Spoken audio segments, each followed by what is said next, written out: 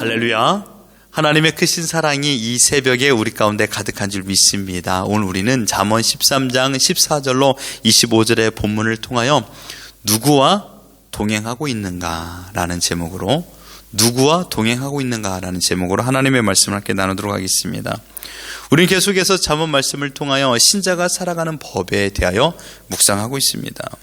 여러분, 인생을 살아가면서 함께 고민하고 함께 웃고 함께 비전을 나누고 함께 꿈을 꾸고 더 나아가 함께 여행을 갈 수 있는 그런 동행자가 있다는 것은 참으로 행복합니다. 어떻습니까? 여러분들에게는 이러한 동행자가 있습니까? 계십니까?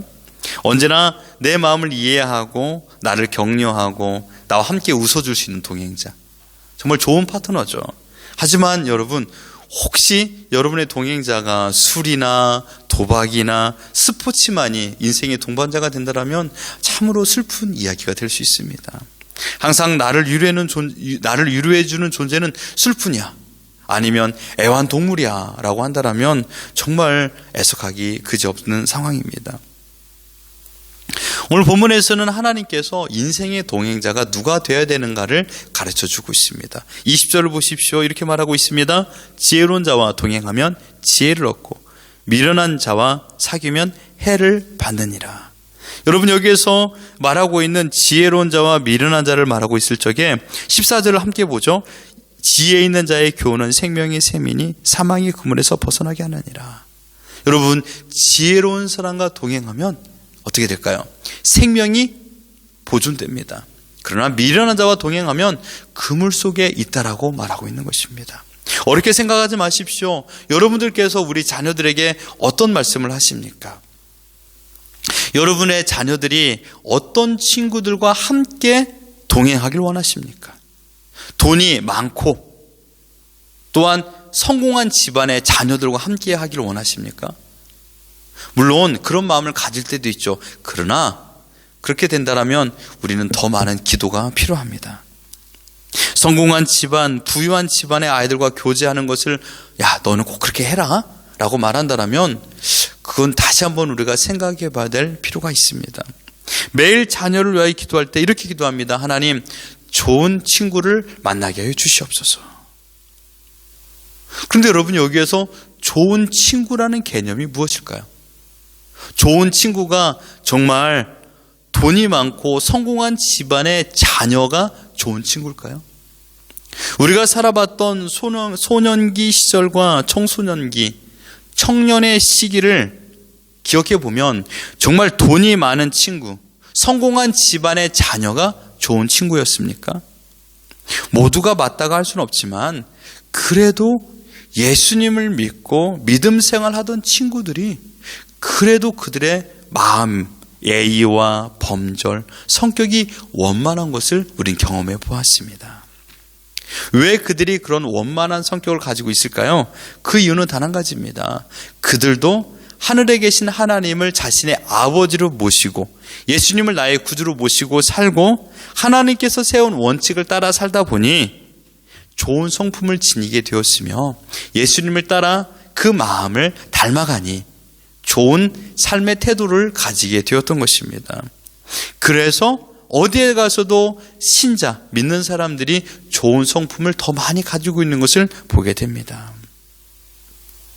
하지만 사람의 성격과 기질이 언제나 보존되는 것은 아닙니다. 믿음 생활하는 사람들이다가도 믿음 생활하다가도 일순간에 세상의 향락과 타락에 빠져서 방황하는 자들도 없지 않아 있습니다. 그러므로 좋은 친구를 만나는 것보다 더 중요한 것은 무엇일까요? 내가 먼저 좋은 품성을 가지고 좋은 친구가 되어주는 것입니다. 내가 좋은 친구가 되어주면 내 곁에 좋은 사람들이 모이죠. 그러나 내가 좋지 않은 모습과 좋지 않은 품성을 가지고 살아간다면 좋지 못한 품성을 가지고 있는 친구들과 함께 만나게 되는 것입니다. 하나님께서 지금 우리의 인생의 평생 동행자를 소개합니다. 그것은 누굽니까? 지혜입니다. 평생 곁에 두어야 될 존재가 무엇이냐? 지혜다라고 말하고 있습니다. 20절에 지혜로운 자와 동행하면 지혜를 얻는다라고 말하고 있습니다. 지혜와 함께 동행해라라고 말씀하고 있습니다. 여러분, 우리가 살아가야 될 그런 모든 관계를 보면요, 좁게는 배우자입니다. 그렇죠, 부부죠. 넓게는 가족이죠. 더 넓게는 우리의 모든 직장 동료가 되는 겁니다. 그 다음에 우리가 믿음 안에서 본다라면, 이 넓게 본다라면 믿음의 동역자가 우리가 평생 같이 가는 자들입니다. 그리고 가장 중요한 것은 내 속에 있는 지혜, 그 내 속이 지혜와 함께 동행해야 됩니다. 내가 지혜와 동행해야 된다는 이야기죠. 내가 지혜롭지 못하면 부부관계가 원만하지 못합니다. 내가 지혜롭지 못하면 우리 가족과 원만하지 못합니다. 내가 지혜롭지 못하면 모든 공동체와 원만하지 못합니다. 내가 지혜롭지 못하면 우리 믿음의 동역자 안에서도 원만한 관계를 이루지 못한다라고 말하고 있습니다. 문제는 무엇입니까? 내가 지혜와 동행해야 된다는 것입니다.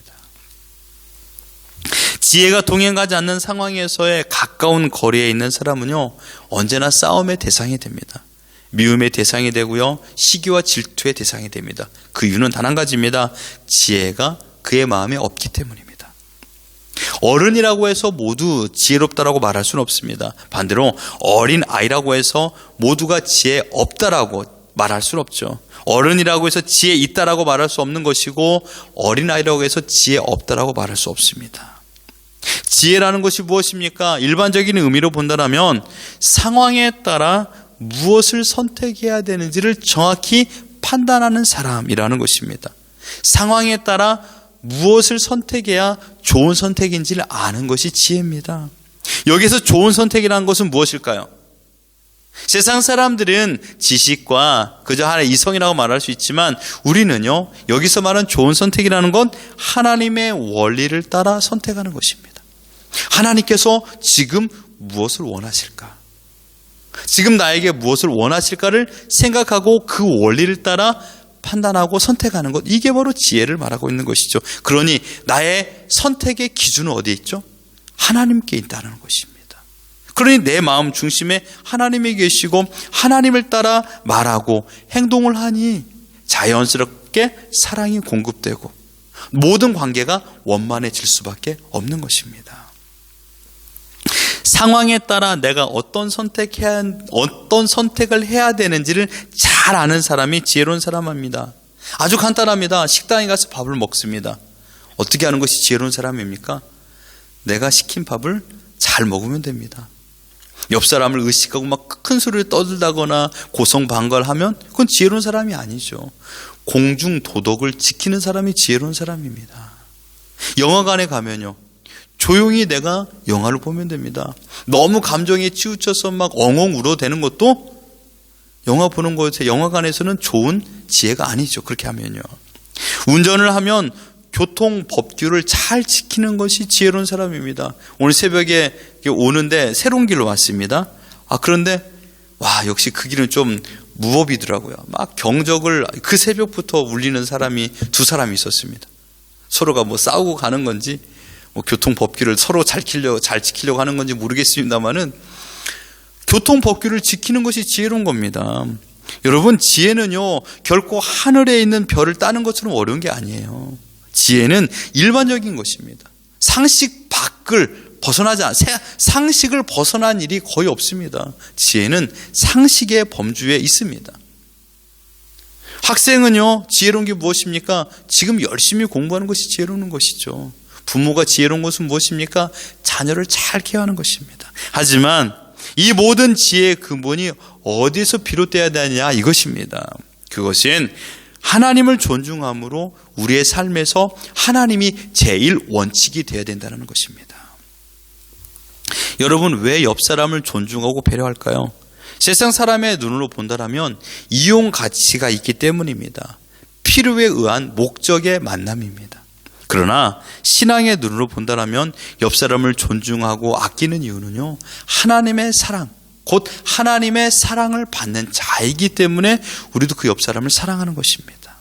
가족 구성원이나 직장 동료, 더 나아가 교회 성도들에게 이해와 배려와 사랑을 하는 이유는 단 한 가지입니다. 하나님의 자녀이기 때문에 우리는 그들을 사랑하는 것입니다. 세상 사람들의 시각으로 보면 이해되지 않습니다. 어떤 분들이 이런 얘기를 했습니다. 와, 나는 교회 가면 안녕하세요, 사랑합니다, 이 말 하기 싫어서 교회 못 나가겠어 라고 말하신 분들이 있습니다.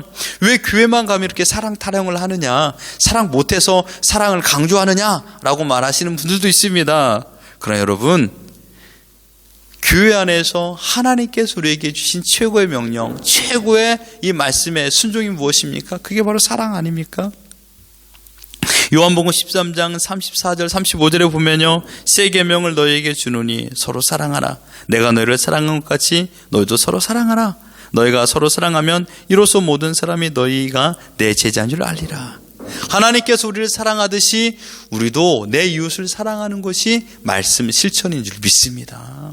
하나님을 존중하는 지혜를 가지고 살아간다면, 하나님의 말씀을 내가 순종하고 살아간다면 내 주위에는 사랑의 열매가 맺힐 수밖에 없다는 사실입니다. 얼마나 살기 좋은 세상이 되겠습니까? 단적으로 여러분의 가정이 살기 좋은 모두를 구성하기 위해서는 지혜와 동행하셔야 됩니다. 부부 사이에 지혜가 있어야 됩니다. 부부 사이 중간에요. 자녀와 부모와의 만남 가운데서도 지혜가 있어야 됩니다. 여기서 말하는 지혜는 하나님을 존중하는 마음입니다. 아내는 남편을 사랑하기를 어떻게 하라 그랬죠? 하나님 대하듯이. 남편은 아내 사랑하기를 어떻게 하라 그랬습니까? 자기 몸 대하듯이. 자기 몸 사랑하듯이 아내를 사랑하는 것입니다. 그 가정이 어찌 기쁨이 가득하지 않겠습니까? 하나님이 모든 관계의 중심이 되어야 됩니다. 그 관계의 중심에 하나님이 계시면 그게 바로 지혜와 동행하는 것입니다. 어찌 서로가 다른 시각을 가지고 대립각을 이루겠습니까? 물론 의견은 다를 수는 있습니다. 그러나 같은 방향을 바라보는 것이죠.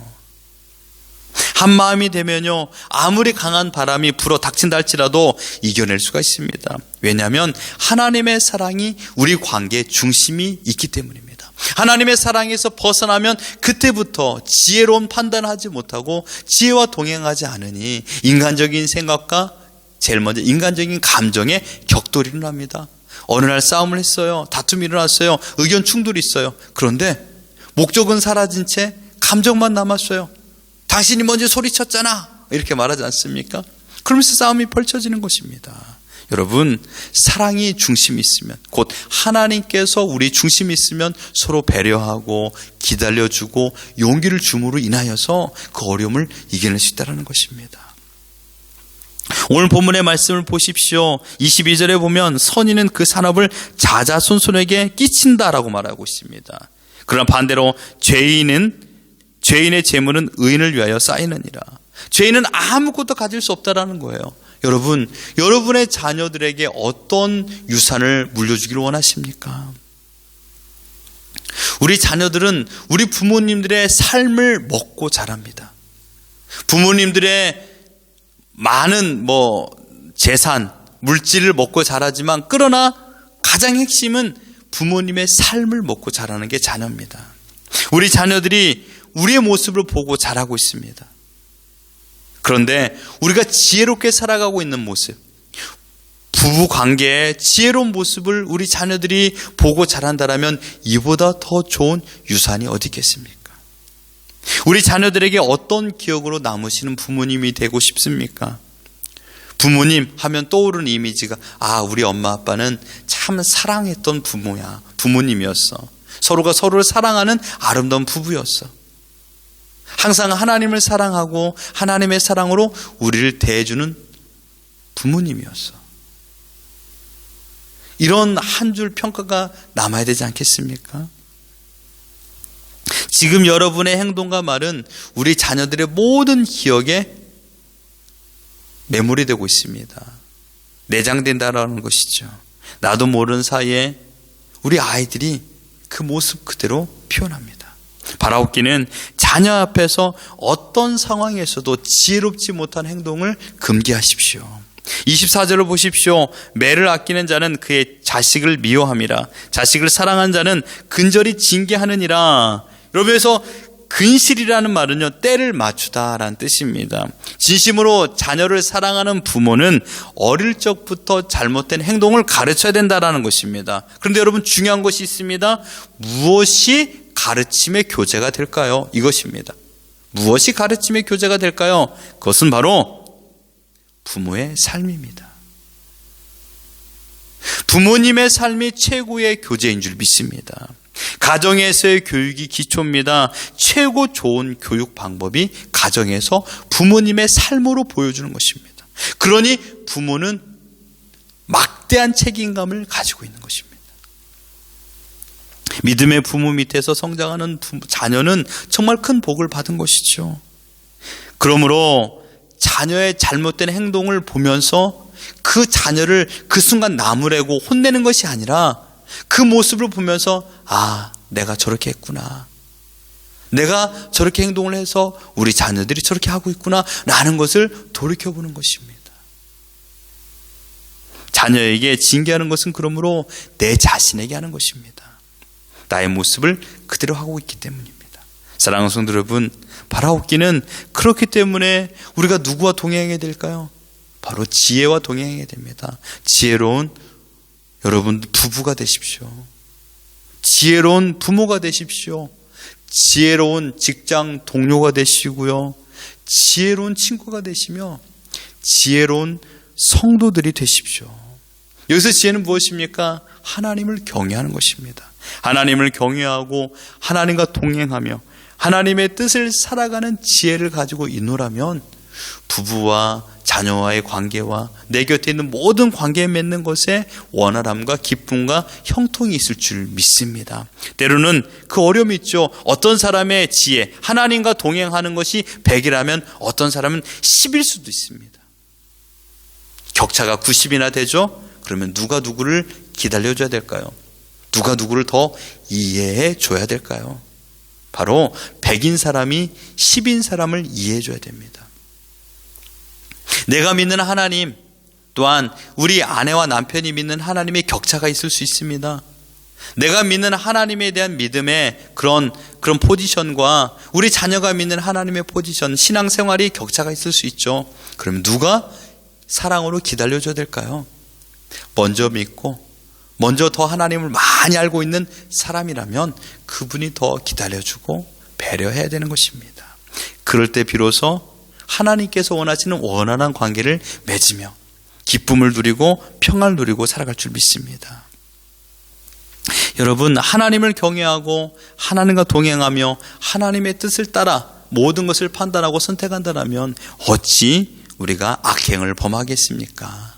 하나님의 원칙을 지켜 살아간다면 우리는 평안함을 누린다는 것입니다. 이런 마음으로 제일 먼저 부부관계를 잘 유지하시고 자녀에게 지혜로운 부모가 되어주십시오.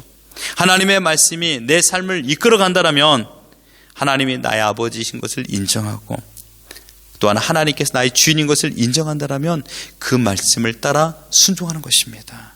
오늘 하나님의 말씀이 우리 가정을 이끌어가서 지혜가 우리 가정을 이끌어가서 진정한 평안과 행복을 누리길 바랍니다. 여러분의 모든 직장에서도 선택할 적에 하나님께서 무엇을 원하실까를 바라보고 그 지혜를 따라 모든 걸 판단하고 하나님을 의지하며 살아가는 우리 모두가 되기를 예수 그리스도 이름으로 축원합니다.